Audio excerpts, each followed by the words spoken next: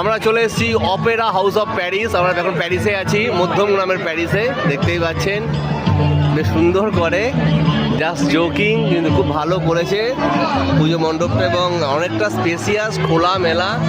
এখন প্রচুর লোক ঘুরছে, পুরো খোলা মেলা, খুব ভালো লাগে। মধ্যম গ্রামের এই পুজোটা আমরা প্রতি বছর দেখতে আসি, অসাধারণ।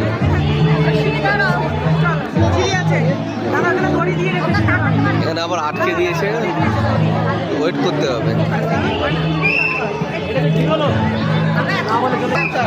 দড়ি ছেড়ে দিয়েছে, এখন আমরা খুব দ্রুত বেগে এগিয়ে চলেছি মাকে দেখার জন্য।